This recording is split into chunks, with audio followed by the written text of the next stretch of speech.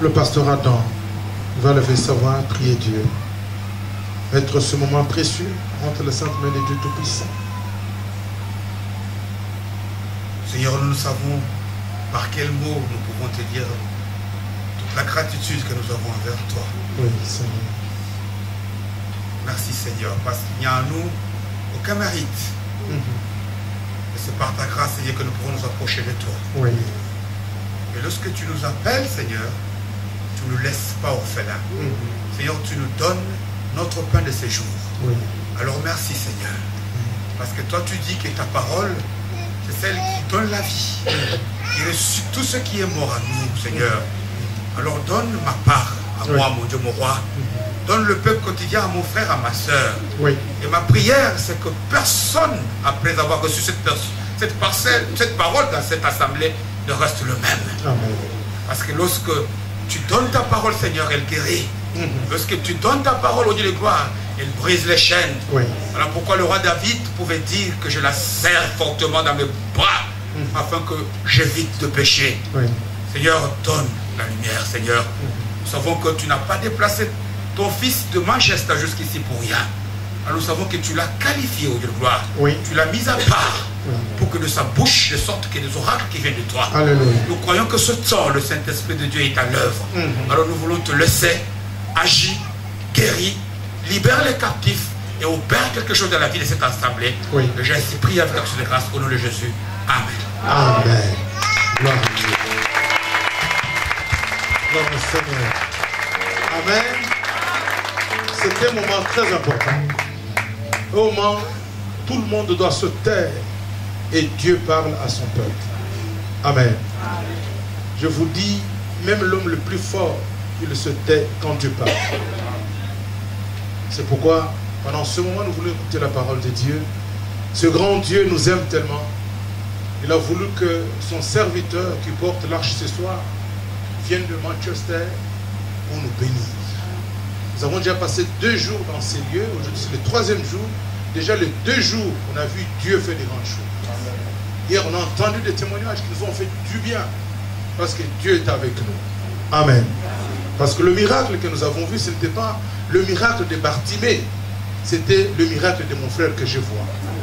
Alors, Dieu qui agit, il a agi hier, il agit aujourd'hui, il agira demain. Amen. J'aimerais vraiment que nous puissions donner, pendant que cet homme de Dieu avance, de bonnes acclamations au grand Seigneur. Il s'agit bien sûr du docteur Job et nous acclamons pour la gloire de Dieu.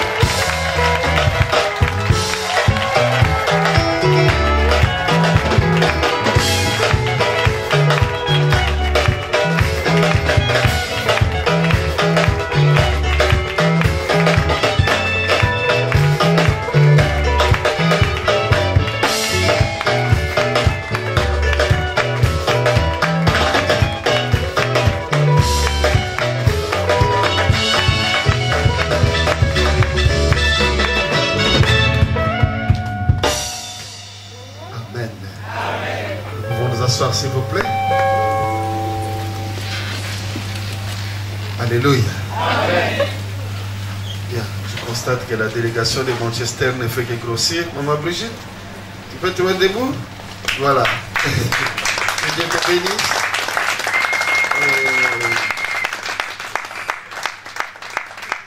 Maman Brigitte, elle est membre de l'église en mission à Manchester. Elle est aussi dans les comités du département des femmes, où elle est trésorière au département des femmes. Et elle est ici en Belgique pour une visite familiale, mais ça a bien coïncidé avec notre présence ici. Elle ne pouvait pas manquer. Elle est venue pour assister à la réunion. Donc nous avons donc une forte délégation ici. Merci ma Brigitte, que Dieu te bénisse. Bien. Alléluia. Amen. Bien, nous continuons parce que chaque jour, depuis que nous avons commencé, il y a eu un message particulier. Mais tout se rapporte à notre thème, marcher dans la puissance de l'esprit. Alléluia. Alors, nous avons promis depuis hier Parce que nous avons parlé concernant notre santé, concernant des miracles dont nous avons besoin, comment le Saint-Esprit nous aide au quotidien. Nous avons vu tout cela et aujourd'hui nous avons dit que nous allons aborder un aspect important de notre vie, c'est l'aspect financier. Alléluia. Et tout cela toujours en marchant dans la puissance de l'Esprit. Et nous allons voir comment tout cela est combiné. J'insiste sur le fait que c'est un aspect important de ta vie en tant que chrétien et en tant que chrétienne. Parce que non seulement tu as besoin d'argent, l'Église en a besoin, ta famille en a besoin. Et tout ce que tu fais, tu as besoin de dépenser. Et tu es conscient que tu n'as jamais assez pour résoudre tes problèmes. Tu n'as jamais assez. Et si on essaye de voir les relevés bancaires d'un chacun ici, non, pas ici, dans une église qui est en Argentine, 3/4 des personnes sont endettées.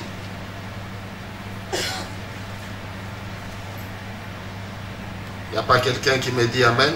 Amen. C'est que c'est ici alors. Alléluia. Amen. Alors je crois que c'est ici. Nous allons voir comment sortir des dettes, comment sortir de tous ces problèmes financiers. Et je voudrais vous dire dans mon introduction ceci, que lorsqu'on parle de la prospérité, il y a beaucoup de chrétiens aujourd'hui qui s'opposent à ces messages. Je voudrais vous dire dans mon introduction que vous avez tort. Pour la simple raison que la prospérité est biblique. Ce n'est pas parce qu'il y a des faux apôtres de la prospérité que la prospérité est fausse. Il ne faudra pas confondre des faux apôtres de la prospérité avec la prospérité telle que la Bible le dit. La volonté de Dieu est que tu sois bien. C'est ça la prospérité. Dieu veut que tu sois en bonne santé. Il veut que tu ne manques de rien, comme David le dit, que l'Éternel est mon berger, je ne manquerai de rien. Parce que l'Éternel est mon berger. Si tu pries le même Dieu que David, pourquoi tu manques de tout? C'est parce que tu ne rentres pas dans le message que le Seigneur apporte à ce sujet. Alléluia. Amen. Alléluia. Amen. Parce que lorsque tu lis la Bible, tu découvres que tout homme que Dieu a béni, pasteur, il est devenu lui-même une bénédiction pour les autres. Amen. Voilà un homme béni. Un homme béni, il est lui-même une bénédiction pour les autres. Tant que tu n'es pas une bénédiction pour les autres, tu n'es pas béni. Ne peut apporter, par exemple, une dîme à l'église qu'un homme que Dieu a béni. Si Dieu ne t'a pas béni, tu ne peux pas donner ta dîme. Ce sont des choses simples. Alors je voudrais que ce soir, que tu comprennes que la prospérité fait partie du ministère terrestre de Jésus. Si tu apprends cette leçon comme il se doit, je te garantis que ta vie matérielle, financière ne sera plus jamais la même. Amen. Parce qu'une chose est par exemple d'avoir une voiture, une autre de savoir la conduire. Vous avez des bénédictions dans votre Bible que vous ne savez pas utiliser. Alors, quand on a une voiture, on vous offre une voiture et que vous ne savez pas conduire, la chose la plus simple à faire, c'est d'aller à l'auto-école. Ou encore, si vous en avez les moyens, de payer un chauffeur. Alléluia. Amen. Mais puisque le chauffeur ne sera pas là 24 heures sur 24, vous avez intérêt à apprendre à conduire vous-même. Vous êtes bénis rien qu'avec la Bible. Mais vous devez savoir l'utiliser. Vous écoutez de mauvaises personnes. Vous avez un pasteur ici, un homme qui craint Dieu, un homme qui aime le Seigneur de tout son cœur. Vous l'écoutez, quand vous cessez de l'écouter, vous allez écouter encore d'autres pasteurs sur YouTube qui insultent des pasteurs, qui insultent la dîme et les offrandes. Et maintenant, quand vous écoutez ces gens, leur message devient le vôtre. Leur message efface le message de votre pasteur. Vous ne pouvez pas prospérer. Amen. Alléluia. Amen. Alléluia. Amen. Je peux te poser la question, combien mon pasteur m'a déjà volé? Parce que vous vous mettez en tête qu'on vole les gens. Ok, moi, mon pasteur m'a volé combien d'argent? Il m'a escroqué combien? Lorsque tu réponds à cette question, c'est alors que tu comprends qu'il y a beaucoup de messages mensongers. Ce n'est pas parce qu'il y a eu un homme, 2, 3, 4, même 10 qui ont escroqué les gens que tous les serviteurs de Dieu sont des escrocs. Enlevez ça définitivement de votre tête. Vous ne pouvez pas être béni par un homme de Dieu lorsque tu regardes cet homme comme un voleur. C'est fini. La bénédiction est bloquée. Il peut t'imposer les mains, tu n'auras rien. Il ne peut pas te transmettre ce qu'il a. Parce que déjà tu as un jugement négatif envers lui. Le Saint-Esprit bloque ça. Libère-toi toi-même. Il est important que tu comprennes que tu dois te libérer. On a beaucoup critiqué des églises, par exemple, parce qu'il y a des églises, pasteurs, où on ne prêche que la prospérité comme message principal. Bien sûr, ils prêchent aussi Christ. Ils amènent les gens à la repentance. Mais le message principal, la prospérité. Vous pouvez critiquer, mais je voudrais que vous observiez une chose. Regardez ces églises. Vous verrez que ces églises sont pleines. La deuxième chose, ce sont ces églises-là qui apportent beaucoup de millions. Si ces gens continuent à donner, retenez ça. C'est parce qu'ils continuent à recevoir. Ça fait des années, vous vous dites, on est en train de les escroquer. Mais regardez comment ils donnent leurs offrandes. C'est en dansant et en chantant. Ça, c'est le visage des gens escroqués? Non. C'est des gens heureux qui moissonnent. Qui savent que nous ne perdons pas. Lorsque nous donnons, nous récoltons. Parce que année après année, prenons par exemple, tu viens ici. Le pasteur Charles t'escroque. Ah, donne-moi de l'argent, je vais te rendre demain. Il ne te rend pas. Et puis le lendemain, donne-moi encore, je te rends. Tu vas te laisser escroquer la troisième fois. Tu quittes l'église. Mais ces gens qui le font année après année ne sont pas victimes d'extorsion. C'est des gens qui sont bénis avec les actes qu'ils posent. Amen. Voilà pourquoi ces églises prospèrent. Et notez que ce sont ces églises qui soutiennent plus l'évangélisation dans le monde. Ils achètent des livres, ils impriment plutôt des livres, des Bibles qu'ils distribuent gratuitement dans différentes langues à travers le monde. Amen. Ils envoient des missions en Chine, en Inde, partout. Ce sont des églises que vous critiquez là, qu'ils prêchent sur la prospérité. Ce sont ces églises-là qui obéissent à Christ, qui a dit, allez, faites de toutes les nations des disciples. Alléluia. Amen. Alors, quel jour le pasteur Charles prêchera-t-il sur une chaîne de télévision du matin au soir, par exemple?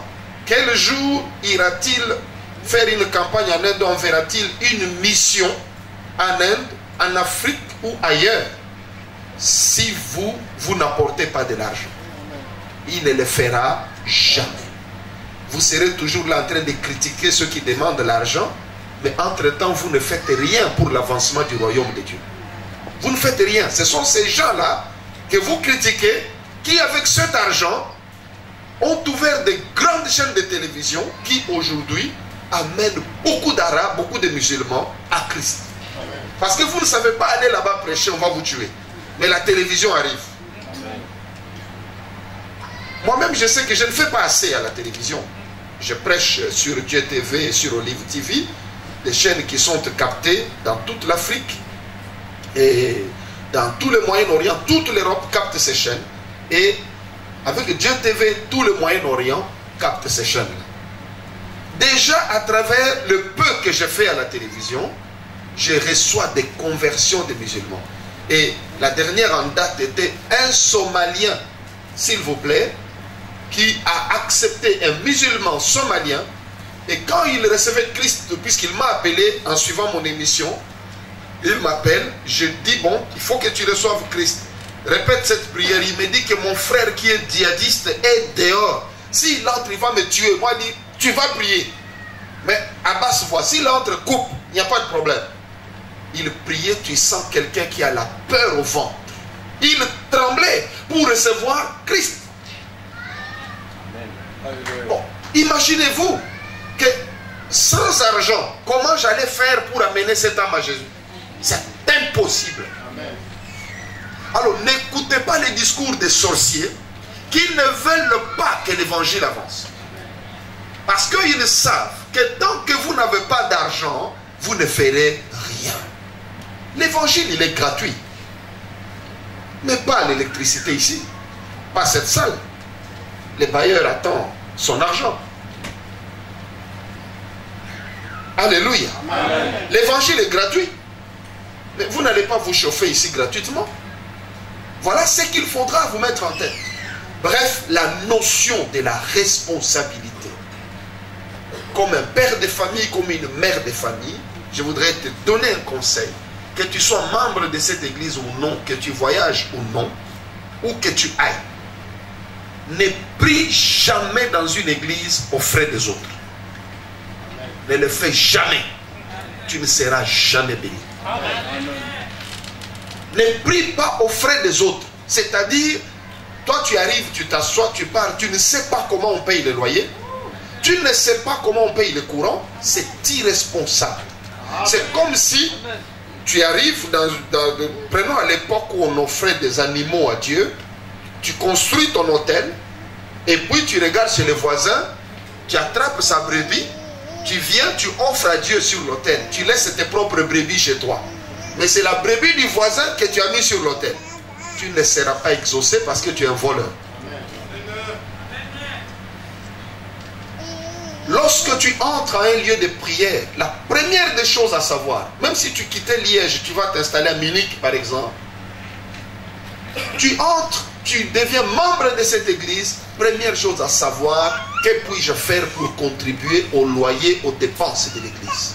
Même si tu peux contribuer par mois, si tes revenus te permettent d'intervenir seulement avec 10 €, fais-le. Parce que Dieu nous bénit selon nos revenus. Il accepte nos offrandes selon nos revenus. Voilà pourquoi il avait accepté l'offrande de la veuve par rapport aux riches. Il dit que ceux-là, ils ont mis le superflu. Mais celle-là, elle a donné tout ce qu'elle avait pour vivre. Autrement dit, le Seigneur reçoit notre argent en termes de pourcentage. Prenons quelqu'un qui a 10 millions d'euros. Ok? Il a 10 millions. Il arrive ici. Il sort 1000 €, il donne. Le pasteur Charles sera très content. Mais pas Dieu. C'est une offrande qui a été acceptée par le pasteur Charles. Mais cet homme ne sera pas béni. Parce que Dieu connaît ses revenus. Il sait qu'il a 10 millions. Il ne devait pas amener 1000. C'est voilà pourquoi Jésus a dit qu'ils ont amené le superflu. C'est-à-dire des choses dont ils n'ont pas besoin. Il n'a pas besoin de 1000 €. Parce qu'il suffit qu'il rentre dans un restaurant de luxe. Les 1000 € restent. Il y en a qui passent une seule nuit, pasteur, à l'hôtel, 15 000 €. La chambre, la suite présidentielle. Il va, il ferme les yeux, il ouvre les yeux, 15 000 € partis et il ne sent rien. Il ne sent rien, il reste là un mois. Les gens ont l'argent dans ce monde. Bon, un tel homme s'il amène 1000 €, ça ne veut rien dire devant Dieu. Alors, la veuve, Christ dit, elle a donné tout ce qu'elle avait. Elle avait donné le 100%. Jésus n'a pas dit, oh veuve, reviens. Tu n'as pas de quoi manger. Reprends ton argent, va acheter du pain. Jésus n'a pas fait des choses comme ça. S'il avait fait ça, il allait tuer cette femme. Il a laissé partir. Elle n'est pas partie mourir. Elle a été bénie. C'est ça le secret de la prospérité. La même chose avec la veuve de Sarepta. Élie est arrivé auprès de la veuve. La veuve lui dit, tu me demandes à manger, il ne me reste qu'un peu de farine. Je vais faire un petit gâteau. mon fils et moi, nous allons manger et puis nous allons faire quoi? Nous allons mourir. Donc la mort était programmée dans la maison de cette veuve. Et Élie lui dit, fais comme tu as dit. Il ne manquera pas d'huile dans ta maison, il ne manquera pas de farine. Donne-moi d'abord que moi je mange. Waouh! Je crois qu'un pasteur qui le ferait aujourd'hui à une veuve, on va dire, voilà le prototype de faux pasteur. Il n'a pas pitié de la veuve. Mais c'est Élie le prophète. Élie dit, donne. Et la veuve a suivi la voix du Seigneur. Elle n'a manqué de rien et elle n'est pas morte. Si Élie avait dit que j'ai pitié de cette veuve, qu'elle ne donne pas parce qu'elle n'a rien, Élie allait tuer cette femme. Elle allait mourir, comme elle avait dit. Elle allait manger son dernier repas et elle allait mourir. Je suis en train de te dire que si un pasteur ne te prêche pas sur le donner, il ne t'aime pas. Amen. Si un pasteur te dit ne donne pas les offrandes et ne donne pas la dîme, il ne t'aime pas. Parce que c'est le contraire de ce qui est dans la Bible. Amen. Dieu a toujours été adoré comme ça.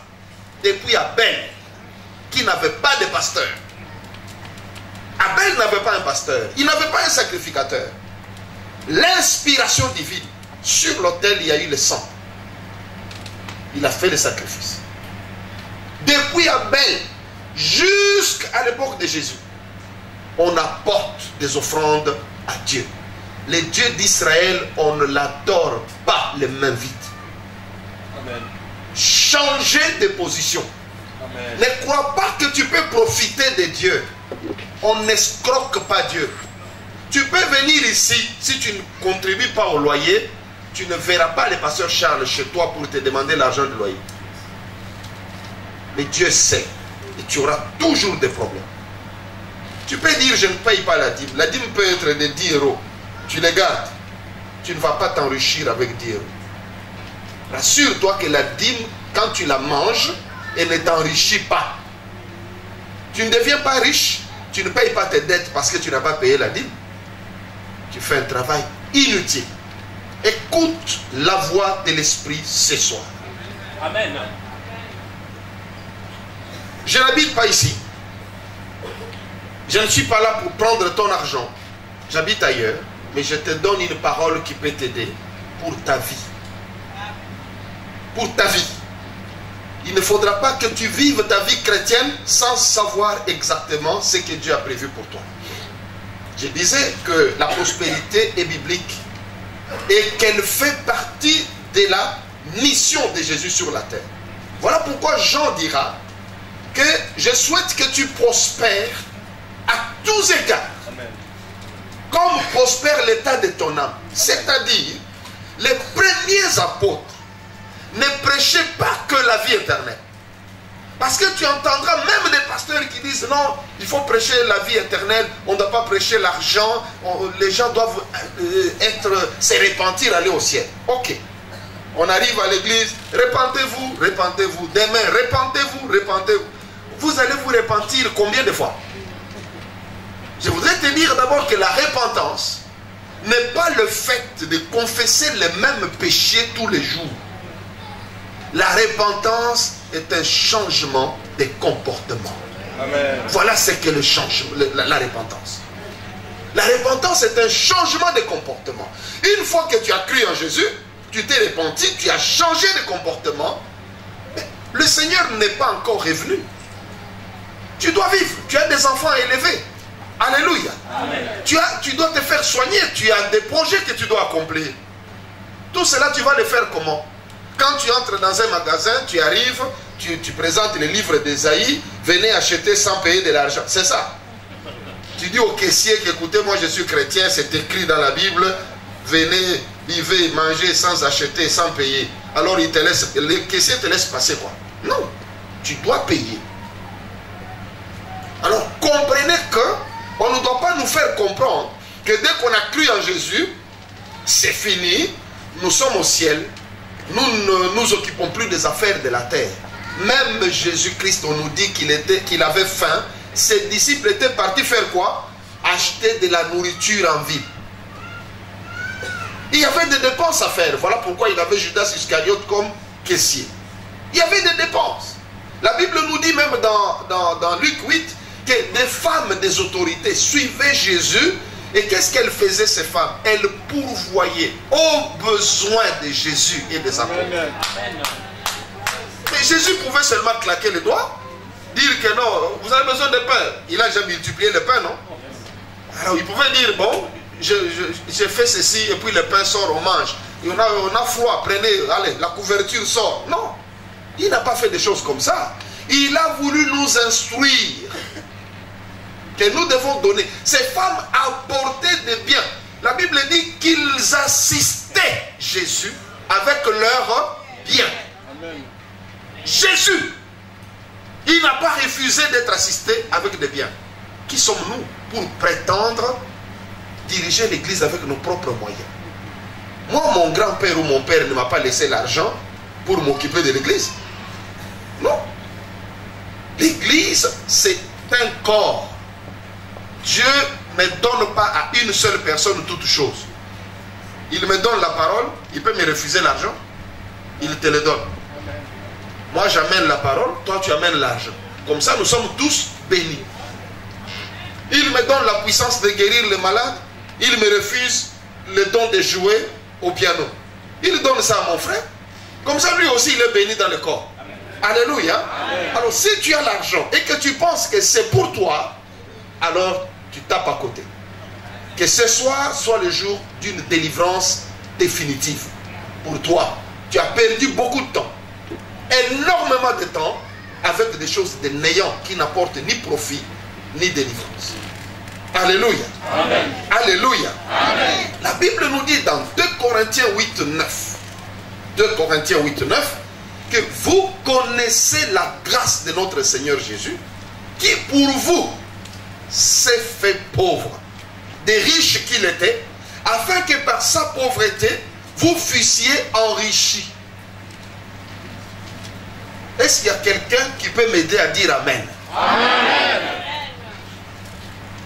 Alléluia. Amen. À travers cette référence, la Bible nous fait voir ceci, que Jésus, parce que la Bible dit que la richesse, la gloire, la puissance, les règnes appartiennent à notre Seigneur, n'est-ce pas? Donc Jésus, à qui appartient la richesse, a quitté la richesse. C'est écrit dans ta Bible. Il a tout laissé, il s'est fait pauvre. Il n'avait même pas où dormir. Toute la richesse que Jésus avait, c'était son vêtement. Même quand il est parti pour faire la Sainte Seine, la salle où il avait fait la Sainte Seine, il avait demandé. Les coupes de la Sainte Seine ne lui appartenaient pas. C'était à quelqu'un d'autre. Donc il n'avait que ses vêtements. L'anneau sur lequel il est monté pour entrer dans Jérusalem ne lui appartenait pas. Il a demandé à quelqu'un. Donc c'est pour vous dire qu'il a laissé toute sa richesse. Christ est venu dans la pauvreté. C'est écrit. Dans quel but? Dans le but de faire que nous soyons enrichis par sa pauvreté. La Bible utilise le terme enrichir. Le verbe enrichir est là. Comment vous pouvez dire que la volonté de Dieu n'est pas que vous soyez riches, alors que Dieu le dit? Est-ce que quelqu'un m'entend ce soir? Amen. Alléluia. Amen. Vous devez être enrichis. Ça, c'est le maximum que la Bible nous donne dans la mission de Jésus sur la terre. Donc, la richesse fait partie de la mission de Jésus sur la terre. Et lorsque tu regardes certains ministères à travers le monde, tu peux voir ça. Mais tu trouveras des chrétiens pour critiquer des pasteurs qui sont riches. Je parlais avec un pasteur au Congo quand je suis parti. Il critique tous les pasteurs riches. Voilà, Bénin, et celui-là, il se déplace en jet privé. Est-ce que tu as vu sa maison? C'est comme un château. Je l'ai écouté avec beaucoup de tristesse. J'étais très triste en écoutant ça. Je lui ai dit, monsieur, tu es un pasteur d'église. Tu devais tenir un discours différent. Je lui ai dit, tel que je te connais toi, parce que je le connais bien, si toi, même 50 000 $ tombent dans tes mains, je crois que toutes les filles du quartier sont à toi. Tu ne vas plus dormir à la maison. Avec 50 000 seulement dans ta main. Mais regarde ces gens. Ils ont des millions. Ils continuent à évangéliser le monde. Leur argent, c'est acheter des chaînes de télévision, publier imprimer des Bibles, imprimer des traités, envoyer la parole de Dieu, envoyer des missions à travers le monde pour que l'évangile soit propagé. Ils font ça. Ils sont debout. Je lui ai dit, respecte ces gens. Il faut les respecter. Parce que quand quelqu'un a autant de millions et continue à craindre Dieu, tu lui dois du respect. Amen.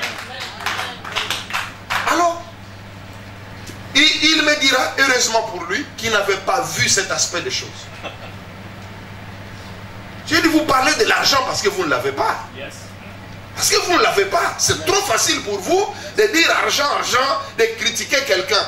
Bon, tu le critiques que voilà, il a logé dans une chambre d'hôtel qui coûte trop cher.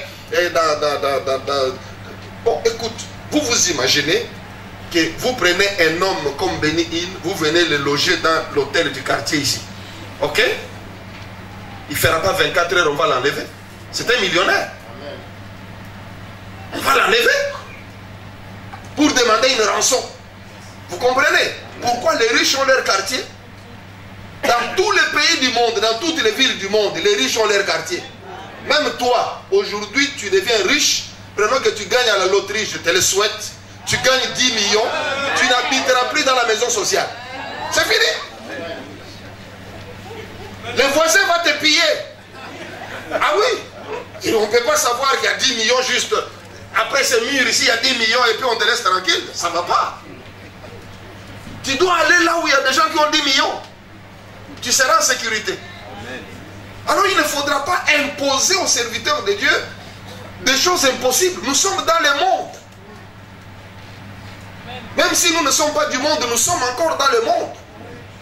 Alléluia. Amen. Un type comme ça, il marche seul sur la route, il finira par avoir des problèmes. Pourquoi? Tout simplement parce qu'il est riche. Alors réfléchissez avant de critiquer, avant de dire n'importe quoi. Alors, Christ dit que vous devez être enrichi. Nous voyons cette parole accomplie à travers ces gens. Au lieu de bénir Dieu, non, nous critiquons. Donc quand nous critiquons, c'est Dieu que nous critiquons. Parce que c'est Dieu qui a béni. Alléluia. Enfants de Dieu, nous devons changer de mentalité et savoir comment défendre l'œuvre du Seigneur. Si vous faites comme les païens, l'église n'avancera pas. Parce que ne pensez pas que tel que vous êtes ici, la vision de votre pasteur, c'est que vous restiez ici, chaque mois vous payez les loyers, et puis vous venez, vous chantez Gongangaranzam, et puis c'est bon quoi. C'est pas ça. Alléluia. Amen. Donc la vision va plus loin que ça. Amen. Il vous faut acheter un endroit, il vous faut avoir un quartier général, il faut avoir des missions d'évangélisation, etc., etc. Mais comment y arriver? Sans l'argent, ce n'est pas possible. Sans des chrétiens qui ont compris cela, ce n'est pas possible. La vie éternelle, vous l'avez. Ça, on ne paye pas. Mais si tu veux même aller évangéliser à Anvers, tu sortiras de l'argent. Même si tu pars avec ta propre voiture, tu vas payer le carburant. Alléluia. C'est très simple à comprendre. Alors je voudrais vous dire que nous parlons, que nous marchons, nous devons marcher dans la puissance de l'esprit. Je voudrais vous faire observer une chose avant de progresser. Regardez ce qui arrive dans l'église primitive. Notez acte 4 de 33 à 35. Acte 4 de 33 à 35. La Bible nous dit ceci. Les apôtres rendaient avec beaucoup de force témoignage de la résurrection du Seigneur Jésus. Et une grande grâce reposait sur eux tous. Car il n'y avait parmi eux aucun pauvre, aucun indigent. Tous ceux qui possédaient des champs ou des maisons les vendaient, apportaient le prix de ce qu'ils avaient vendu et les déposaient aux pieds des apôtres. Et l'on faisait des distributions à chacun selon qu'il en avait besoin.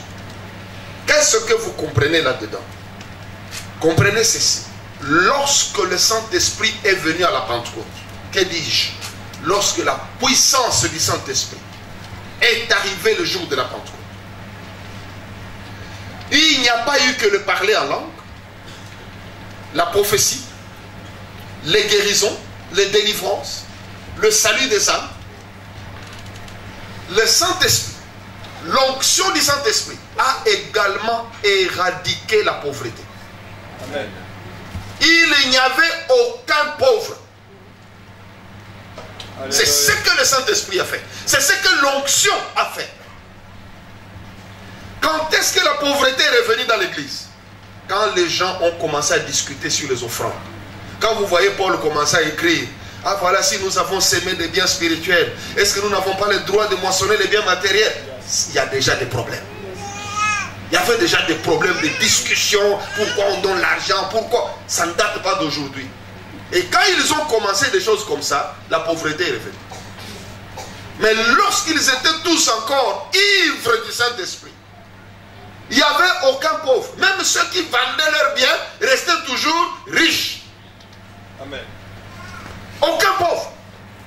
C'est ça ce que l'onction peut faire. Lorsque nous disons que nous devons marcher dans la puissance du Saint-Esprit, nous devons comprendre que marcher dans la puissance du Saint-Esprit englobe tout. Nous avons la guérison des malades, la délivrance des captifs, nous avons des dons spirituels, nous avons la vie éternelle, nous avons aussi le bien-être social. Alléluia. Personne ne peut dire qu'il est contre l'argent. Si tu entends quelqu'un parler à mal de l'argent, c'est un hypocrite. Et c'est quelqu'un qui en veut le plus. S'il dit qu'il n'aime pas l'argent, donne-lui 100 € s'il va refuser. 100 seulement, 100. Il ne va pas refuser.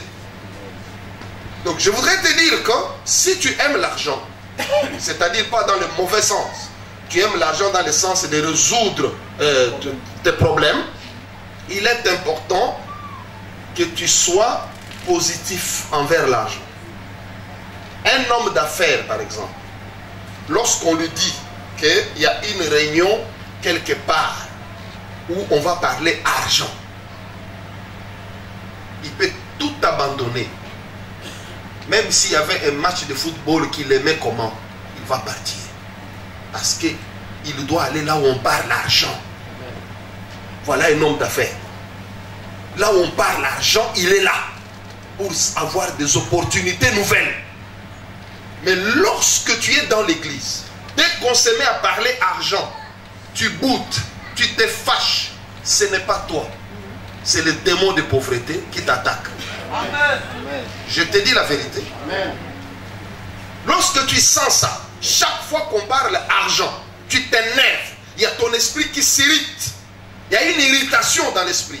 Tu te fâches. Tu te dis non, pourquoi on doit parler argent? On doit parler de la vie éternelle. Ce n'est pas le Saint-Esprit. C'est le démon de pauvreté qui ne veut pas te lâcher. Amen. Et en rejetant ce message, ce démon sait que tu resteras là où tu es. Amen. Ce soir, le message que je donne, c'est pour quelqu'un qui n'est plus content de ce qu'il est. Amen. Si tu es content de ce que tu es, reste là où tu es. Mais si tu n'es pas content, ce message te concerne. Amen. Amen. Alléluia. Amen. Le feu est arrivé à la Pentecôte. Qu'est-ce qui s'est passé? Il y a eu un changement radical.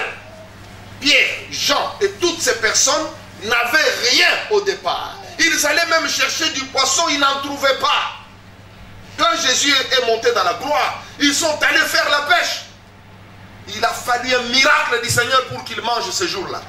Jésus est venu, enfant, n'avez-vous pas à manger? Ils ont dit non, jetez les filets du côté droit et vous trouverez. Il fallait un miracle pour trouver un poisson. C'est le degré, si vous pouvez comprendre quel degré de pauvreté qu'ils avaient atteint. Mais Jésus les laisse, il leur dit, je vous laisse une promesse, le Saint-Esprit. Je vous le disais l'autre fois, qu'il ne leur avait rien laissé d'autre. Ni maison, ni champ, ni quoi que ce soit. Jésus leur a laissé une seule promesse, le Saint-Esprit. Parfois les gens nous posent des questions, mais pourquoi vous, les pentecôtistes, tout le temps Saint-Esprit, Saint-Esprit? Je vous dis qu'ils ne comprennent rien. Parce que quand Jésus dit que lorsque le consolateur viendra, il prendra ce qui est à moi et vous le donnera. Comment je peux me passer d'une telle personne? Il dit que c'est lui qui prendra ce qui est à moi, pas ce qui est en moi, mais ce qui est à moi. Il y a une différence. Le Saint-Esprit prendra ce qui appartient à Jésus et il va nous le communiquer. Tout ce que nous avons, nous ne pouvons, tout ce que nous avons de Jésus, nous ne pouvons l'avoir que par le moyen du Saint-Esprit.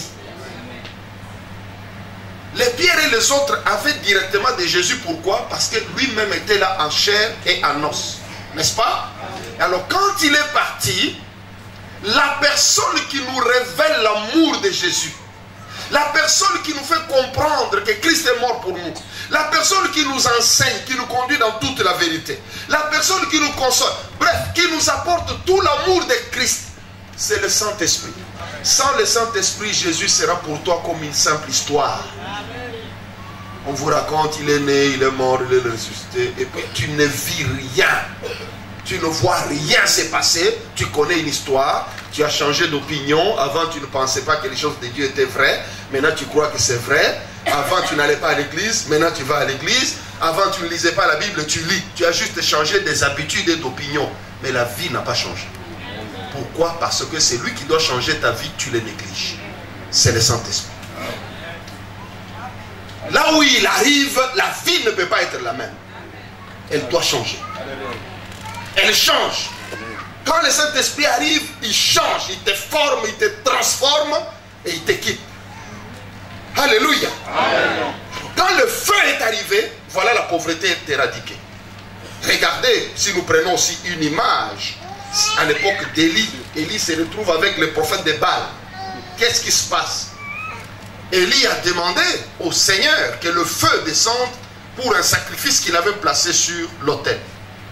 Le feu est descendu et le sacrifice a été consumé par le feu.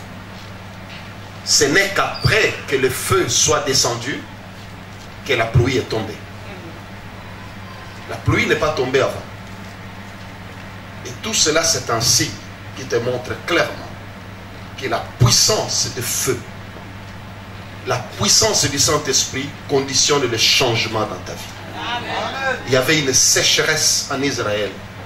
Et Dieu a dit que ok, c'est le temps de faire pleuvoir encore. Mais Élie qui arrive pour faire pleuvoir commence d'abord par demander le feu. C'est ce qui se passe à la Pentecôte. Le feu est arrivé du temps d'Élie. Après il y a la pluie qui est tombée. Les pays étaient de nouveau prospères. Il y avait maintenant de la nourriture, il y avait du pain, il y avait de l'eau à boire. Il y avait l'abondance, il y avait la prospérité. Le feu a précédé ça. Et à la Pentecôte, nous venons de le voir, le feu est arrivé, la vie de Pierre a changé. Et la vie, pas seulement de Pierre, mais de toute l'Église a changé. C'est pour dire que lorsque tu es rempli de la puissance du Saint-Esprit, tu es revêtu de la puissance du Saint-Esprit, ta vie va changer et tu vas changer la vie de ton entourage. Tu es béni et tu deviens une bénédiction pour les autres. Voilà un homme béni par Dieu. Tu deviens une bénédiction pour les autres. Alléluia. Amen. Alléluia. Amen.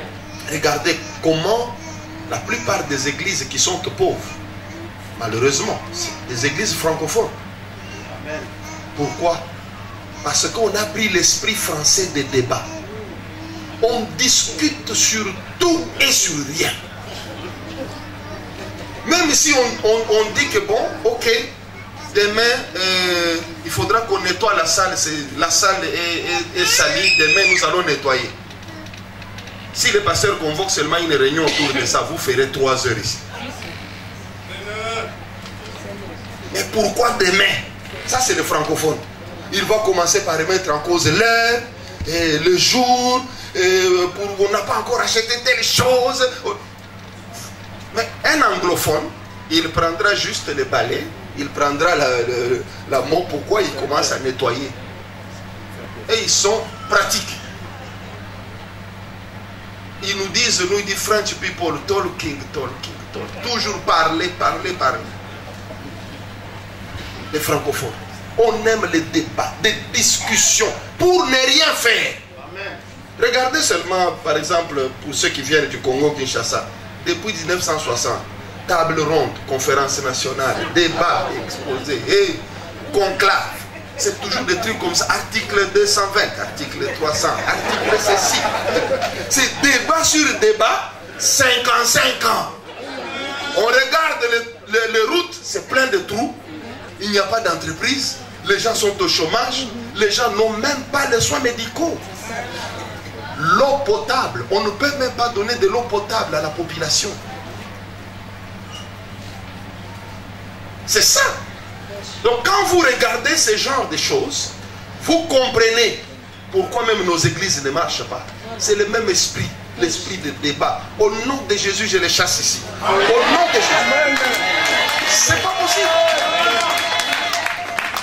Rien ne se fait sans de longues discussions, de querelles. Conséquence, vous vous retrouvez avec des milliers de partis politiques.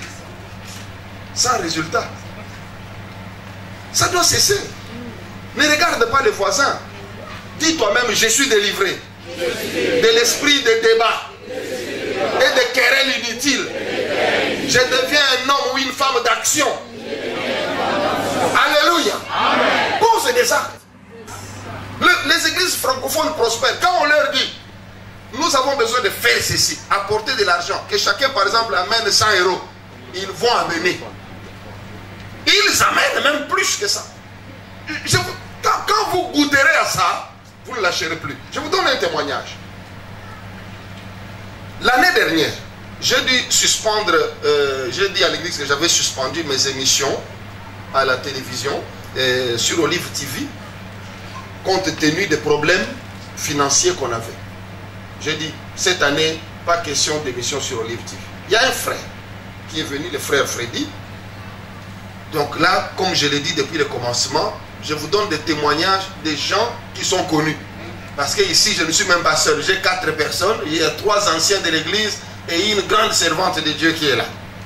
Qui connaissent ce que je suis en train de dire et qui connaissent la personne.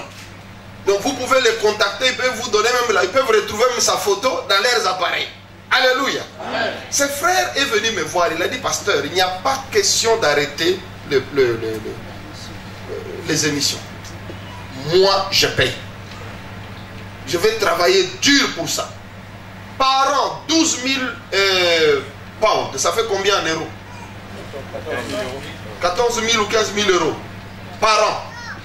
Lui, il dit, je vais payer à moi tout seul, je payerai ça. Il a tenu parole. Il a payé. Des émissions que vous suivez sur Olive TV là, cette année, c'est payé par une personne.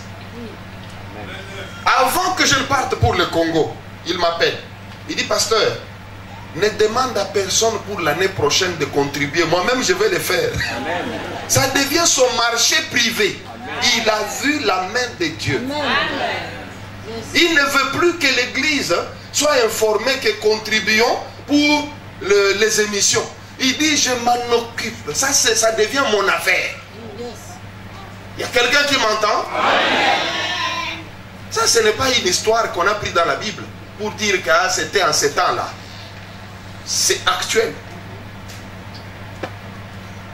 Parce que vous donnez des choses dont vous-même vous n'avez pas besoin. Et vous voulez que Dieu les accepte. C'est ça le problème. Tu veux donner une offrande, tu donnes ce que toi-même tu n'as pas besoin. Et c'est le Dieu tout riche qui aura besoin de ça.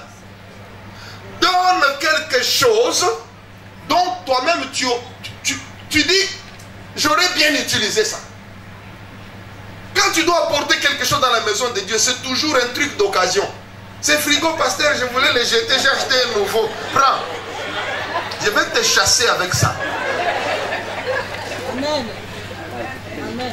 Un tapis, tu as déjà marché dessus. Est-ce qu'on ne peut pas mettre ça devant là? Alors que toi, tu as remplacé le neuf. On ne se moque pas de Dieu. Regardez lorsqu'on a construit les tabernacles, comment ça a été. Dieu a donné des instructions à Moïse. C'est des pierres précieuses. C'était coûteux que tout Israël devait faire des offrandes pour bâtir les tabernacles. Il y avait Quand tu lis la Bible, pasteur, il y avait un culte matinal des offrandes. On ne faisait rien d'autre. Le matin, quand les gens venaient au culte du matin, c'est dans votre Bible. Ils ne venaient pas pour chanter. Ils ne venaient pas pour prier. Ils venaient seulement pour donner les offrandes. On dit chaque matin, les gens venaient pour donner des offrandes. Jusqu'à ce que ceux qui étaient chargés de récolter des offrandes ont dit non, il faut qu'on arrête, c'est trop. Ils sont allés voir Moïse pour dire que non, dis au peuple d'arrêter. Mais aujourd'hui c'est l'inverse. C'est Moïse qui doit supplier le peuple de donner. Oh. Je ne veux plus que tu sois parmi les gens. Il faut qu'il y ait un prédicateur qui vient des États-Unis pour que tu donnes 1000 euros. Non. Tu dois devenir quelqu'un, tu es assis. Tu dis, je veux faire un don à mon Dieu. Un don qui me fera mal moi-même. Tu commences à mettre de l'argent de côté. Pas pour envoyer en Afrique. Tu as déjà enterré des morts en Afrique. Tu as fait sortir des gens de maternité. Tu as payé des écoles. Ils t'ont récompensé combien? Il y en a qui ne reconnaissent même pas. J'ai entendu l'autre qu'on insultait. Alors que toi tu souffres ici. Mais il t'insulte. Et depuis que tu es parti, tu n'as rien fait. Donc tu dois construire un building là-bas. Ils ne sont même pas reconnaissants. Mais tu te dis, je ne dis pas que ne donnez pas. Hein? Ne me comprenez pas mal. Je ne dis pas que n'aidez pas votre famille. Non, c'est pas ça. Vous pouvez aider selon vos moyens. Je suis en train seulement de vous mettre devant votre réalité. Alors, mettez de l'argent de côté, vous vous dites, je vais offrir à mon Dieu. Dans 3 mois, il faut que j'offre par exemple 1000 euros. C'est un exemple. Tu peux en offrir 10 000, 500, selon tes moyens, 300. Ça dépend de toi, de tes revenus, parce que Dieu connaît tes revenus. Tu peux prendre l'argent que tu as, sans même faire de... Tu dis, j'avais mis telle somme de côté, je vais offrir. Tu verras la gloire de Dieu. Je donne un autre témoignage. Je l'ai donné même à Kinshasa parce que maman Annie était avec moi. Qu'est-ce qui s'est passé un jour? Je vois un diacre de notre église venir avec sa femme. Il m'a téléphoné il y a quelques années de cela. Pasteur, tu es à la maison? On dit oui, on arrive. Il arrive, il amène un chèque. Ce chèque avec toutes ses économies. Je me fais entendre? Amen. Ses frères, qu'est-ce qui s'est passé dans sa vie? Il était en Angleterre. Il n'avait pas encore de documents. Et toute la procédure était épuisée. Donc on devait à tout moment le prendre et le renvoyer au pays. C'est quelqu'un qui a besoin de l'argent. Qui dit, si on me renvoie, cet argent peut m'aider au pays. Voilà la décision qu'il prend.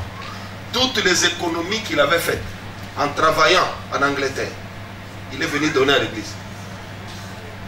Il a signé un chèque qu'il a donné. Il a vidé le compte. Je vous épargne des détails. Non pas seulement il a eu des papiers, il est britannique. Il a un bon travail aujourd'hui. Sa femme va bien avec ses enfants. Ils sont là-bas assis. C'est-à-dire, Dieu a résolu tous les problèmes. Tous les problèmes. Ceci, ce sont des choses vécues. Il s'appelle Francis le frère. Alléluia. Amen. Alors, je voudrais que vous compreniez qu'à travers de tels témoignages, Dieu est vrai. Il est réel. Et que la prospérité n'est pas un accident. On ne prospère pas par accident. C'est une décision que tu prends. Alléluia. C'est une décision que tu prends. Jésus dit ceci dans Luc 6, 38. Il dit, donnez et il vous sera donné. On versera dans votre sang une bonne mesure, serrée, secouée et qui déborde. Car on vous mesurera avec la mesure dont vous vous serez servi. Ça, c'est Jésus. Pour qui tu danses. Jésus que tu acclames. Il te montre clairement que dans le domaine financier, ce n'est pas la prière. La prière ne marche pas. Si on pouvait devenir riche par la prière, tout le monde serait riche. Je me fais entendre assez? Amen. Rien que la façon que nous prions là, on serait tous riches. Mais ce n'est pas vrai. La prière n'enrichit pas un homme. Jésus nous a donné la clé de l'enrichissement. Donnez et il vous sera donné. C'est tout. Amen. Pour trancher le problème de la pauvreté, tu donnes. Amen. Tu donnes et tu dois faire de donner ton style de vie. Pas le genre de personne, quand il entend un message comme ça, il dit je vais tester un peu pendant un mois. Ça ne marche pas comme ça. Non.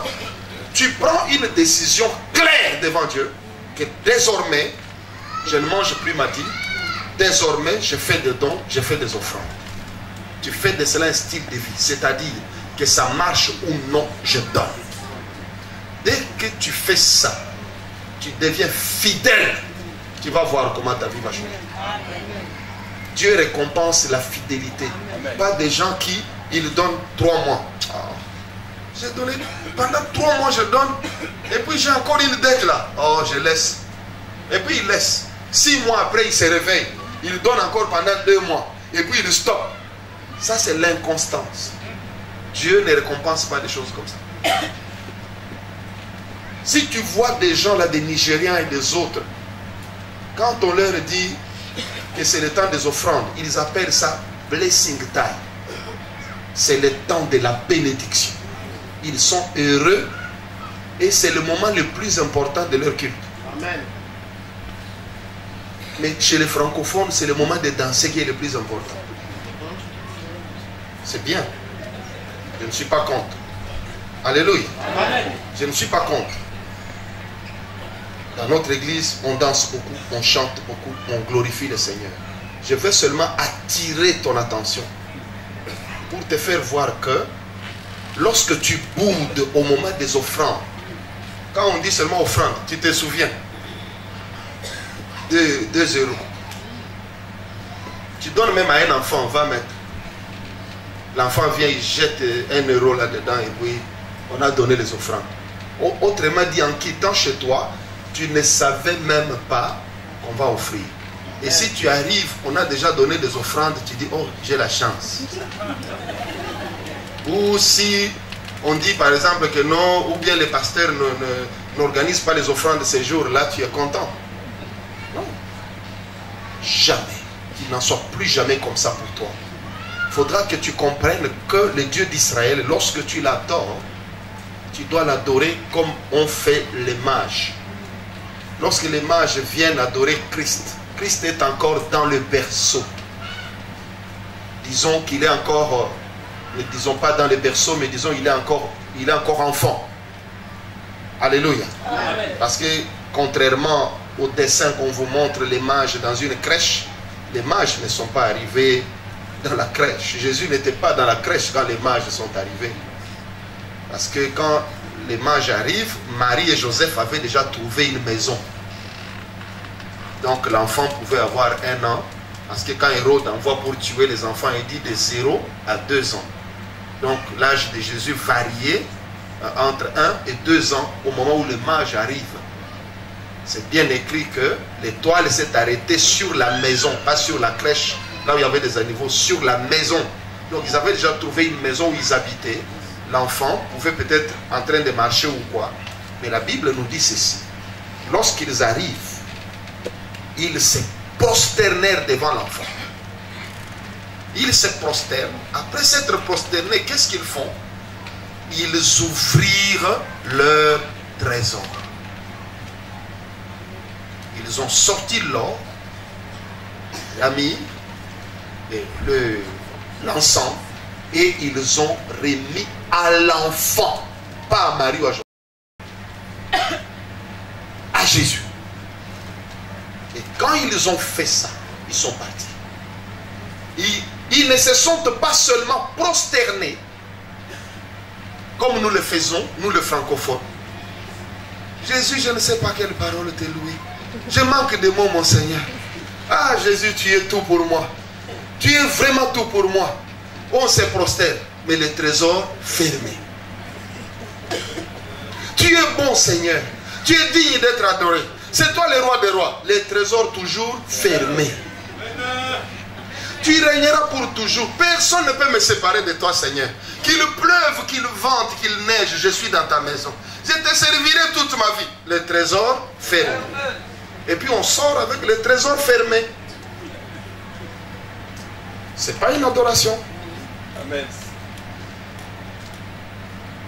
Ce n'est pas ça adorer, monsieur, madame. Non. Vous passez à côté, vous passerez encore à côté des années, des années. Regardez seulement la quantité de nourriture que tu jettes dans la poubelle. Regarde ça. C'est l'argent. Je ne te demande pas de chercher l'argent ailleurs. Ce que tu gagnes là, il y a des choses inutiles que tu peux supprimer. Je suis marié, je sais comment les femmes dépensent l'argent. Je sais. Parfois, tu ramènes des chaussures à la maison. Tu mets. Et puis tu dis, oh, c'est pas bon, je vais aller remettre. Et puis on ne remet pas. Tu n'as même pas porté. Ou encore, tu as porté un habit, tu vas à la fête. Tu reviens, c'est déclassé. Ça doit aller en Afrique. Ok? Si je vais, c'est chacun de vous là. Rien que des chaussures. On va remplir combien de mal ici, des chaussures que vous ne portez pas. Et demain, tu vas acheter d'autres. Pour venir à l'église. Il y a quelqu'un qui m'entend? Amen. Alors, je voudrais te dire que dans ton argent que tu as, je ne te demande pas d'aller voler. Dans ton salaire ou dans ton revenu, il y a des choses inutiles. Des dépenses que toi-même tu regardes, tu dis ça je peux supprimer.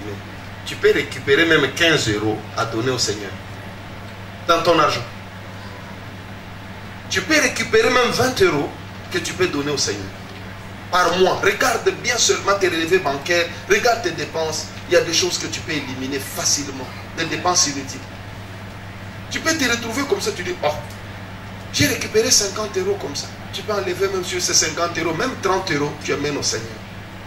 Cesse d'adorer le Seigneur les mains vides. Cesse ça. Ce n'est pas une bonne attitude. Ce n'est pas bon. Pas bien du tout.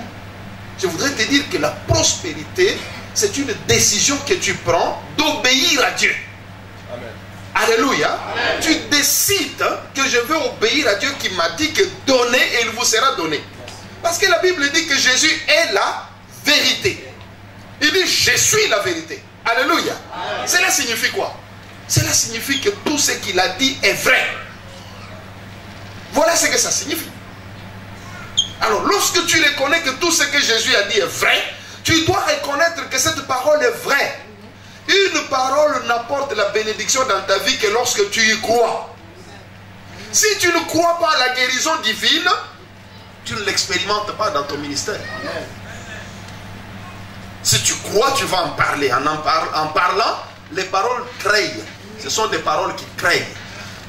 Dieu a créé le monde et tout ce qui existe par la parole. Et quand tu parles tout le temps contre l'argent, ne pense pas que l'argent n'entend pas. L'argent entend et te fuit.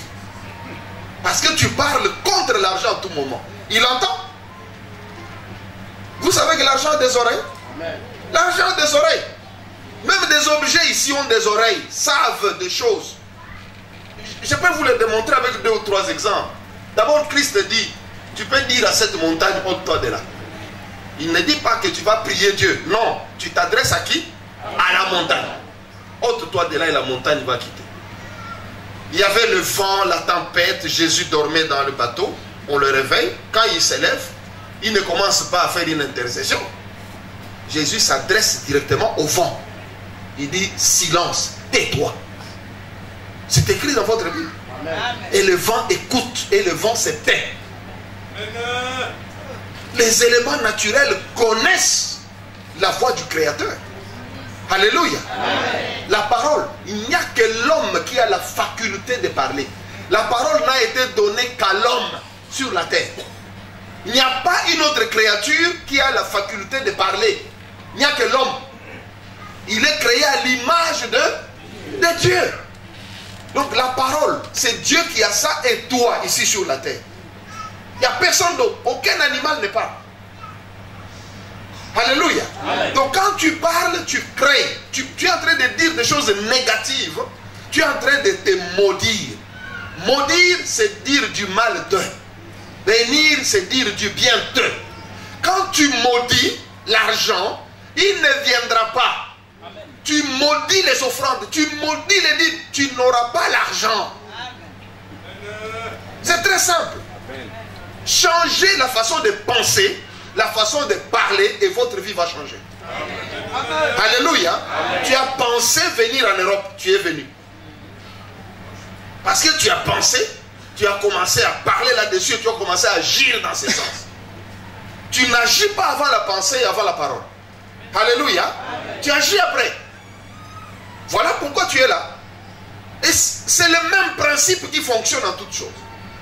Et si tout le temps tu dois parler à mal de l'argent, tu dois savoir que tu es en train de maudire ta propre vie. L'argent t'entend et s'éloigne. Tu vas faire des affaires qui échouent toujours. Ou bien ça réussit, on t'escroque. Alors Paul dit ceci. Sachez-le. C'est-à-dire il ne veut pas que nous soyons dans l'ignorance. Notez 2 Corinthiens 9, 6, 11. 2 Corinthiens 9, 6, 11. Suivez bien ce message. Moi, après-demain, je m'en vais. Mais je profite de ce soir pour vous en donner. Ça peut changer ta vie radicalement. Radicalement. Ta vie peut changer. Les gens commencent à te regarder et disent que non, tu as fait des fétiches. Est-ce que tu m'entends? On commence à dire qu'il a des fétiches. Voilà pourquoi il a l'argent. Alors que c'est Dieu. Sachez-le, celui qui sème peu, moissonnera peu. Et celui qui sème abondamment, moissonnera abondamment. Paul reste dans l'enseignement de Jésus. Jésus a dit, donnez et il vous sera donné. On va vous mesurer avec la mesure dont vous vous serez servi. Alléluia. Amen. Si tu avais utilisé un verre pour bénir les serviteurs de Dieu, Dieu va aussi te récompenser en te donnant 3 verres d'eau. Parce que tu avais utilisé la mesure du verre. Si tu avais mis du sucre dans ce verre, tu as donné à l'homme de Dieu, Dieu utilisera aussi le même verre, peut-être 2 fois ou 3. Donc tu n'es pas sorti de tes problèmes. Mais celui qui utilise un bassin, Dieu utilisera aussi un bassin. Celui qui utilise un camion, Dieu utilisera un camion. Parce que Dieu n'a pas un problème de provision. C'est ta foi qui détermine la provision que Dieu va apporter. Alléluia. Amen. Alors, sachez-le, celui qui sème peu moissonnera peu. L'apôtre ne dit pas celui qui prie peu aura peu d'argent. Est-ce que c'est ça qu'il a dit? Non. Il ne parle pas de la prière.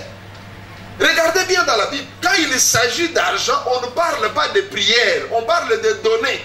Alors, ne changez pas ce que Dieu a dit. Quand vous changez ça, ça ne marche pas. Restez dans ce qu'il a dit parce que même quand nous achetons des objets électroniques, il y a toujours une notice, n'est-ce pas? Amen. Si vous ne les lisez pas bien, vous pouvez bousiller votre appareil ou vous allez échouer de le mettre en valeur. Je me souviens qu'une fois, à l'église, on venait d'acheter un nouveau mixeur. Une table de mixage. Sophistiqué.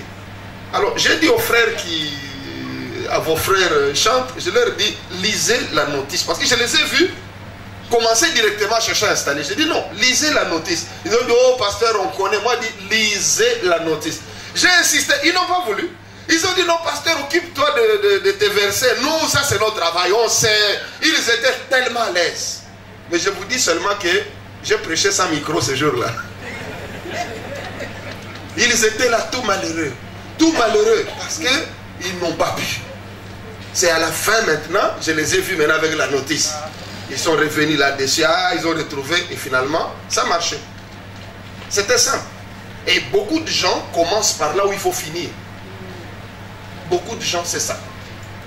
Ils commencent par là où il faut finir. Alors, nous nous retrouvons ici avec la Bible. La Bible dit, sachez-le. Autrement dit, ne soyez pas ignorants.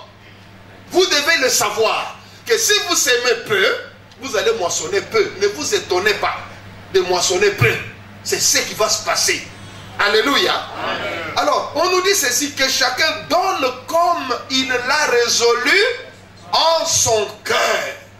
Vous comprenez maintenant pourquoi je vous ai dit que La prospérité est une décision. Alléluia. C'est une décision. C'est écrit là. Tu dois donner comment? Comme tu as décidé dans ton cœur. C'est toi qui décides. Ce n'est pas Dieu.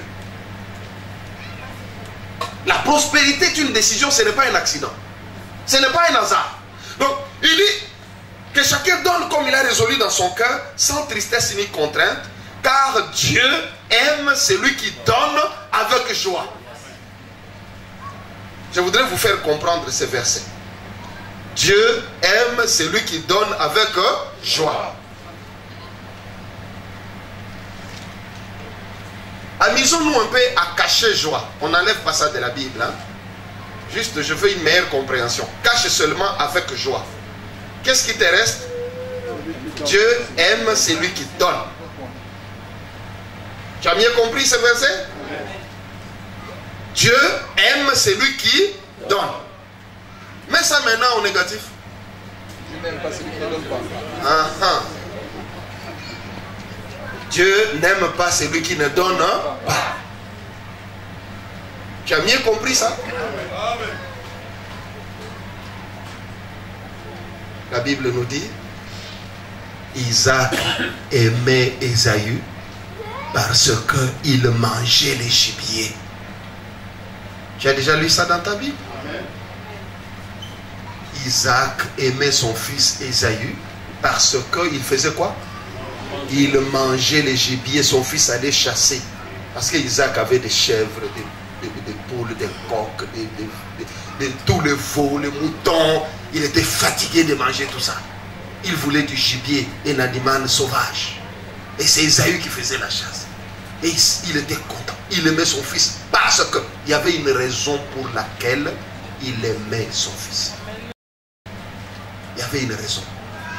Nous sommes les seuls à vouloir que Dieu nous aime pour nothing, pour n'avoir rien fait.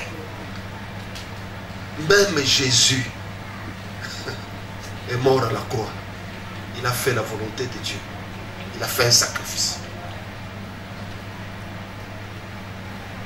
Alléluia. Amen. Isaac dit à Ésaü, va chasser du gibier, prépare-le-moi. Je vais manger afin que mon âme te bénisse. Est-ce que tu donnes à Dieu quelque chose qui permet que l'âme de Dieu te bénisse? Tu donnes à l'homme de Dieu quelque chose qui permet que l'âme de l'homme de Dieu te bénisse. Ne vous fiez pas aux bénédictions des lèvres. Il y a une différence entre la bénédiction qui sort des lèvres et la bénédiction de l'âme. La bénédiction des lèvres est conventionnelle. C'est automatique au fait. Donc quelqu'un, c'est comme dire merci. N'est-ce pas? Quelqu'un te donne 10 euros, tu dis merci. Mais tu trouves que il devait me donner 1000. Pourquoi il me donne 10? Tu vois? Mais tu as dit merci par bonne éducation. C'est la même chose avec la bénédiction des lèvres. Un pasteur peut te bénir juste parce que tu es venu, tu as dit, ah bon, je donne ça, ok, merci beaucoup. Comme je l'ai dit tout à l'heure, tu as amené un frigo d'occasion. Il a dit merci. Ça, ce n'est pas l'âme qui bénit. Mais quand tu fais quelque chose d'important, qu'il parle, qu'il ne parle pas, l'âme, tu ne peux pas mentir à l'âme, tu ne peux pas bloquer l'âme, l'âme va bénir. L'âme va bénir et ça va déclencher une bénédiction dans ta vie. Alors, faites des choses proprement, comme des gens qui connaissent comment Dieu fonctionne. Alléluia. Amen. Donnez et il vous sera donné. Il a dit. Alors, nous trouvons dans cette référence que Dieu aime celui qui donne. Et il peut vous combler de toutes sortes de grâces. On nous parle de la moisson. Hein. Quand tu donnes, Dieu va vous combler de toutes sortes de grâces afin que, possédant toujours en toutes choses de quoi satisfaire à tous vos besoins. J'aime bien cette référence. La façon qu'il insiste, la façon que l'esprit insiste. Si tu n'y crois pas, tu es malheureux. Et plus personne ne te prêchera là-dessus. Il dit, possédant toujours en toutes choses. C'est-à-dire sans interruption. Toujours tu auras. tu auras toujours en toute chose de quoi satisfaire, pas à quelques besoins, mais à tous tes besoins. Amen. À tous tes besoins. Amen. Il continue. Lorsque tu auras fini de satisfaire à tous tes besoins, tu en auras encore en abondance pour toute bonne œuvre. C'est-à-dire, j'ai payé l'université de mes enfants, j'ai aidé ma mère, mon père, j'ai acheté mes vêtements, j'ai fait tous mes besoins là, je les ai satisfaits. Mais en plus, j'ai encore beaucoup pour donner à Dieu. Est-ce que tu comprends ce que la Bible dit? Tu en auras encore en abondance pour toute bonne œuvre. Tu es béni, tu deviens une source de bénédiction pour les autres. Voilà comment Dieu fait des choses. Alors, l'apôtre continue. Il dit ceci. Il dit, selon qu'il est écrit, il a fait de largesse, il a donné aux indigents. Sa justice subsiste à jamais. C'est lui qui fournit de la semence au semeur et du pain pour sa nourriture. Vous fournira et vous multipliera la semence. Et il augmentera les fruits de votre justice. Alléluia. Amen. Alléluia. Amen. Vous serez de la sorte enrichis à tous égards pour toute espèce de libéralité qui par notre moyen feront offrir à Dieu des actions de grâce. Je voudrais seulement te faire observer une chose à travers cette référence. On nous dit que Dieu fournit deux choses. Il fournit la semence et il fournit le pain. Est-ce que tu as compris ça? Dieu fournit la semence au semeur et il fournit le pain. Mais qu'est-ce qui se passe avec toi? Tu manges les deux. Tu manges et la semence et le pain. Maintenant, à la moisson, tu veux moissonner, il n'y a rien. C'est ça le problème des enfants de Dieu, des églises particulièrement francophones. Dieu qui nous donne, il nous donne deux choses. La semence et le pain. Tu manges tout. Or, un agriculteur, quand il moissonne, il sélectionne les meilleurs grains. Il ne les vend pas. Alléluia. Amen. Les meilleurs grains, l'agriculteur ne les vend pas. Il les sélectionne pour la semence de l'année prochaine. Vous comprenez? Alors, voilà pourquoi il continue à élargir son champ. Mais lorsque toi tu manges et le pain et la semence, alors ne pose pas de questions. Pourquoi je suis venu dans cette église il y a longtemps? Pourquoi je ne prospère pas? C'est que le pasteur n'a pas d'onction. Ce n'est pas un problème d'onction. C'est un problème d'obéissance. Alléluia. Tu dois prendre la décision d'obéir à Dieu. Enfant de Dieu, lorsque tu veux faire une prière à Dieu en rapport avec l'argent, fais comme Jacob avait fait. Quand il fuyait Ésaü, il a fait une prière. Il dit, Seigneur, si tu me bénis, comme je pars là, tu me bénis, et que je rentre en paix chez moi, je te donnerai la dîme et tout. Ça s'appelle un vœu.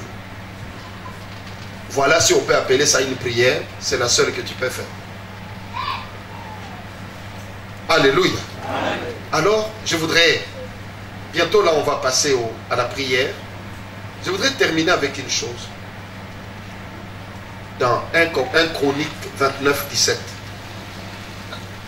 1 Chronique 29, 17, il est écrit: j'ai fait toutes ces offrandes dans la droiture de mon cœur. Et j'ai vu maintenant avec joie ton peuple qui se trouve ici t'offrir volontairement ses dons.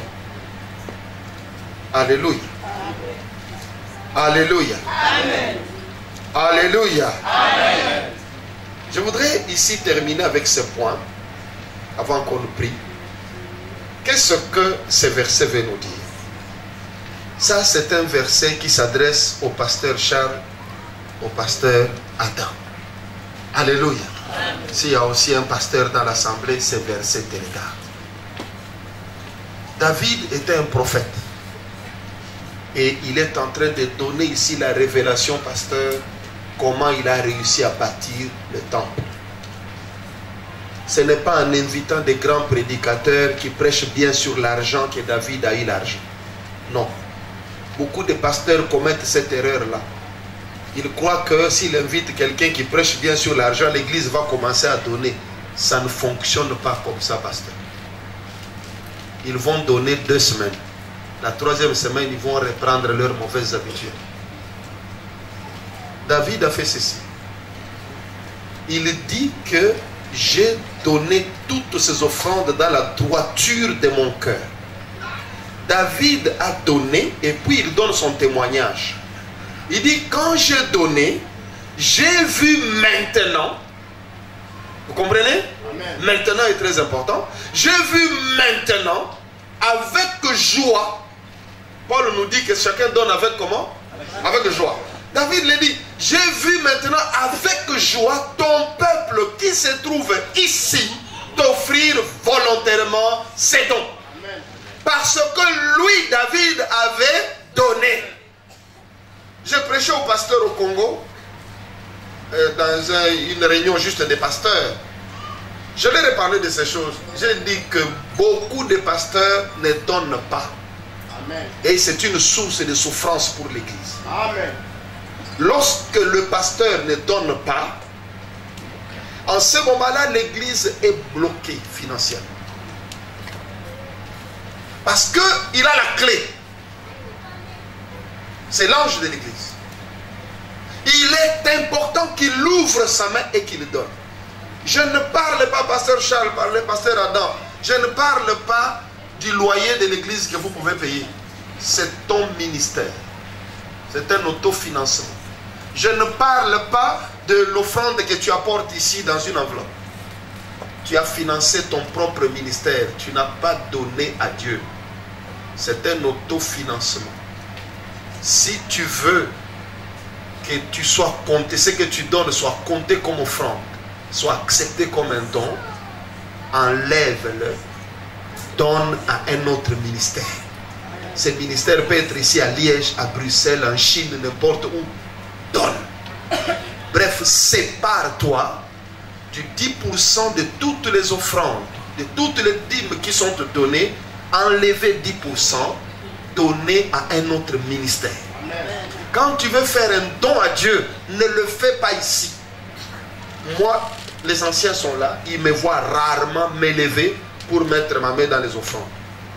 Pourquoi? Parce que mes offrandes, je les donne à d'autres ministères.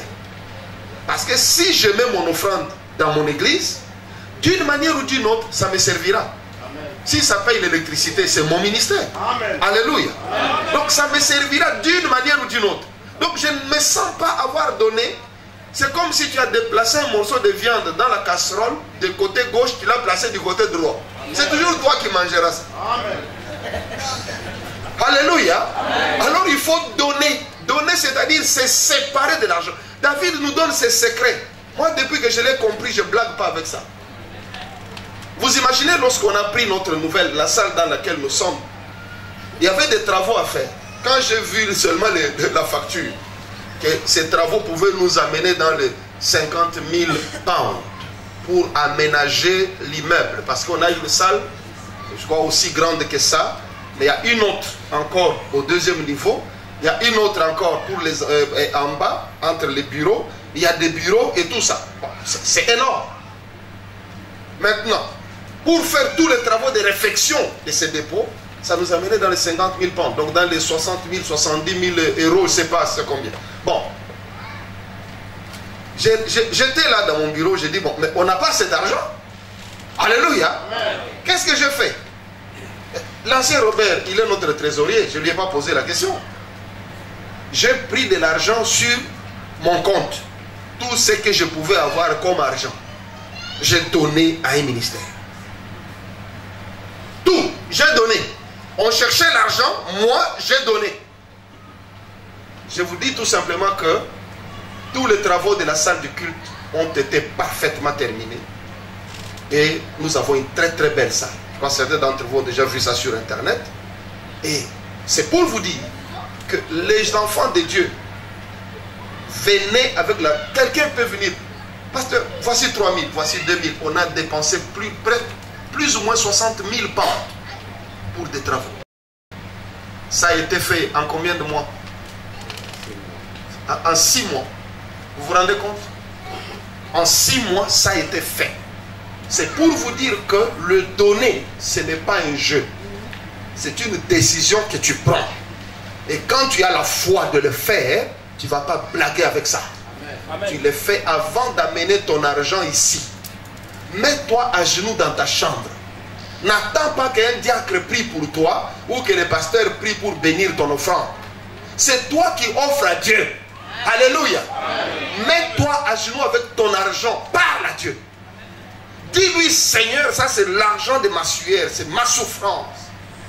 Je le partage avec toi, tu es mon partenaire dans les affaires. Amen. Alléluia. Amen. Je l'amène pour soutenir ton serviteur, le ministère. Et tu amènes ton argent ici. Tu as prié, tu as béni. Ce que l'argent va faire, ne t'occupe pas de ça. Ce qui te bénit, c'est le geste. La séparation d'avec l'argent. Est-ce que tu comprends? Amen. Parce qu'aujourd'hui, qu'est-ce qui se passe dans des églises? Il n'y a plus d'hommes de Dieu. Voilà pourquoi beaucoup de gens d'ailleurs ne sont pas bénis à cause de ça. Parce que maintenant on pense que non, mon argent, moi je ne peux pas donner au pasteur. Je vais donner à l'église. Ok, c'est bien, je t'encourage. Mais je te dis que il y a des bénédictions qui ne sont attachées qu'à l'homme. À l'homme de Dieu. Voilà pourquoi quand Paul écrit aux Philippiens, il leur dit que quand les Philippiens lui ont envoyé beaucoup de choses, à lui, ce n'était pas des offrandes pour payer les loyers, payer ceci. Ça, ce sont vos cotisations pour vos propres prières. C'est votre argent. Ce n'est pas mon argent. Ce n'est pas l'argent de Charles. Lorsque vous payez pour les loyers, vous payez pour l'électricité, vous n'avez pas payé pour lui. C'est votre argent. C'est comme vous avez payé votre loyer chez vous. C'est exactement la même chose. Vous n'avez rien fait pour l'homme de Dieu. Est-ce que c'est suffisamment clair? Amen. Alors, c'est pourquoi lorsque l'église de Philippe envoie l'argent à Paul, écoute ce que Paul écrit, il dit, j'ai tout reçu. Il ne dit pas que l'église a tout reçu. Il dit, j'ai tout reçu et je suis dans l'abondance. Est-ce que c'est clair? Amen. Je suis dans l'abondance. Après, il libère une bénédiction. Il dit, et mon Dieu pourvoira à tous vos besoins selon sa richesse avec gloire en Jésus-Christ. Mais les enfants de Dieu n'ont retenu que ce verset-là. Mon Dieu pourvoira à tous mes besoins selon sa richesse en Jésus. Mais avant de dire ça, il a dit, j'ai tout reçu. Et je suis dans l'abondance. Mais aujourd'hui, on voit, comme on le disait tout à l'heure, on voit un pasteur dans l'abondance, on critique. Mais si Paul vivait aussi de notre temps, vous alliez aussi le critiquer. Amen. Vous alliez le critiquer. Ce qui fait que aujourd'hui vous ne critiquez pas Paul. Vous savez pourquoi vous ne le critiquez pas? C'est parce qu'il est déjà mort. Parce qu'il est mort, il n'est pas là, il ne gêne personne. Mais s'il était là avec sa façon d'écrire et de prêcher là, il allait être critiqué partout ici. Alléluia. Amen. Voilà. Et en gros, le message que je vous donne, que je devais vous donner aujourd'hui, mais je voudrais en conclusion vous dire une seule chose, que pour que vous arriviez là, vous avez besoin de la puissance du Saint-Esprit. Parce que comme nous l'avons vu au début, l'Église du Seigneur, dès qu'elle a reçu la puissance du Saint-Esprit, les gens commençaient à donner et ils se sont libérés de la pauvreté. Si vous n'êtes pas revêtu de la puissance du Saint-Esprit, vous aurez toujours des problèmes. Vous avez besoin de l'onction divine. Quand l'onction descend, elle vous enseigne toutes choses. C'est le Saint-Esprit qui commence à vous enseigner ce que vous devez faire. C'est le Saint-Esprit qui vous dira, qui va vous reprocher si vous n'avez pas payé votre dîme ou si vous n'avez pas apporté votre offrande. C'est le Saint-Esprit qui va vous guider et qui vous donnera du succès dans ce que vous allez faire. Ne l'oubliez pas. Marcher dans la puissance du Saint-Esprit, c'est aussi vaincre la pauvreté. C'est la puissance du Saint-Esprit qui te permet de vaincre la pauvreté. Et le Saint-Esprit va te donner la possibilité de donner. Et lui-même, il va te donner la sagesse et l'intelligence pour faire ce que tu fais. Alléluia. Parce que une fois, une sœur qui est dans notre église avait témoigné. C'est une sœur qui est régulière avec sa dîme. Elle est partie acheter sa marchandise. Elle avait son plan. Elle voulait acheter telle ou telle autre chose. Mais elle a entendu le Saint-Esprit lui dire d'acheter des trucs qu'elle lui trouvait inutiles. Elle a obéi tout simplement. Elle a acheté ça. Elle est rentrée avec, ça n'a fait que 2 jours. Tout était vendu. Ça, c'est des choses que le Saint-Esprit fait pour quelqu'un qui donne. Il va te donner la sagesse dans ton commerce. Tout le monde peut vendre les beignets. Mais toi, tu vends ton beignet, il devient spécial. Vous comprenez ça? Tu fais la même chose que tout le monde. Mais pour toi, ça prospère d'une manière où les gens croient que tu fais des fétiches. Or, tu fléchis les genoux et tu donnes. Ça, c'est ce que le Saint-Esprit peut faire dans la vie de quelqu'un. Il va t'ouvrir l'intelligence pour te montrer ce que tu dois faire. Parce que les chrétiens naviguent à vue, au fait. Ils voient tout le monde vendre des braises, lui aussi vend des braises. Quand les gens changent, on commence à vendre le chocolat, lui aussi va vendre le chocolat. Les gens vont en Chine, moi aussi je vais en Chine. Mais ce n'est pas Dieu qui t'envoie. Par conséquent, tu as fait 4, 5 différents commerces qui n'ont pas réussi. Parce que tu n'écoutes pas Dieu et tu ne marches pas avec lui. Alors je voudrais que à partir de ce soir, tu marches dans la puissance du Saint-Esprit. Alléluia. La prière que nous allons faire aujourd'hui, tu vas demander l'onction de Dieu sur toi. Tu demandes la puissance du Saint-Esprit. Quand l'onction arrive, il guérit, il délivre, il sauve. Nous nous mettons debout, s'il vous plaît.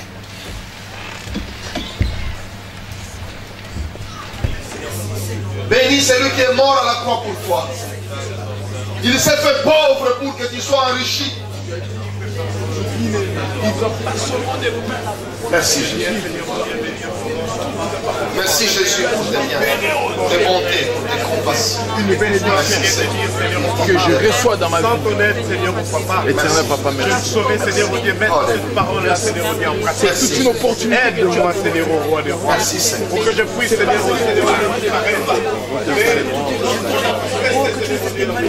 Lève ta main s'il te plaît. Répète cette prière.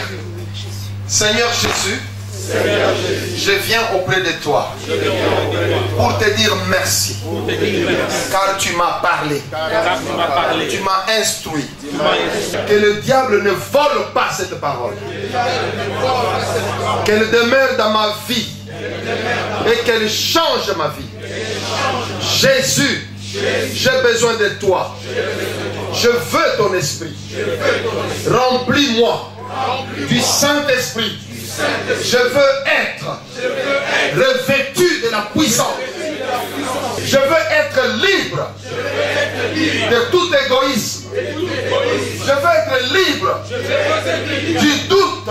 Je veux obéir à ton principe. Le principe du royaume de Dieu. Seigneur Jésus, remplis-moi. Je veux ton onction. Demande sa puissance de feu maintenant.